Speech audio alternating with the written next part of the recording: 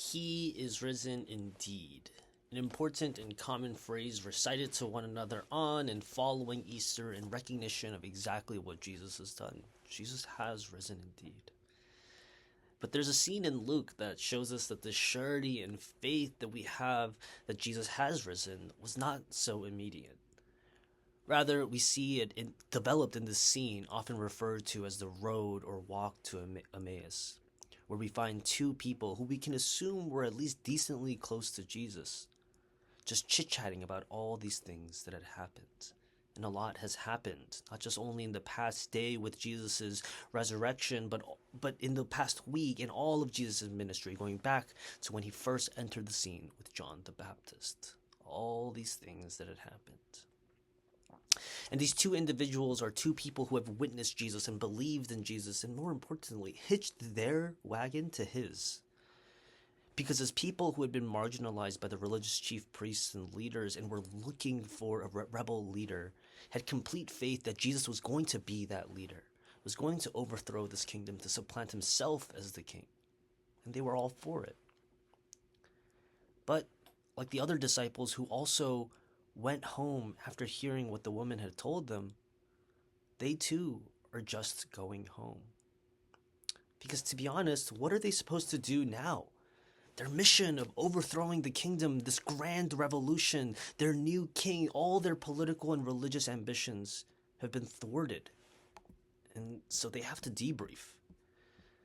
And I love this because I think this is just such a human scene.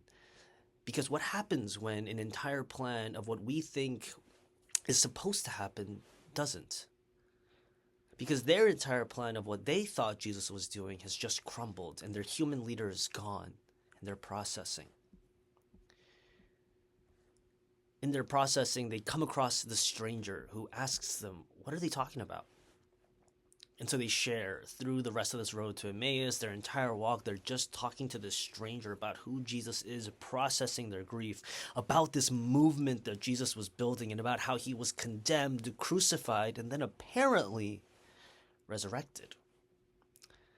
And it's actually the stranger who calls them foolish and encourages them to believe the woman who told them about the resurrection.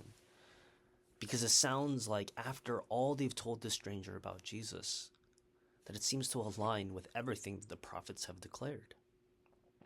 And these two men, they don't take offense to it. They actually just want to make sense of it. They're captivated by the stranger who seems to have great insight into Jesus and the Hebrew scriptures. And they want to continue talking about Jesus. And so they ask him to stay and share a meal together. And so he does. As the stranger breaks the bread, the symbol of this covenant made between Jesus and his people, not just only a few days prior, only then do they immediately recognize the stranger is Jesus. And I think in that processing, we find that they finally get it. Talking about Jesus, coming to understand and really recognize and remember and recall what Jesus has been doing, what Jesus has been modeling, they finally get it.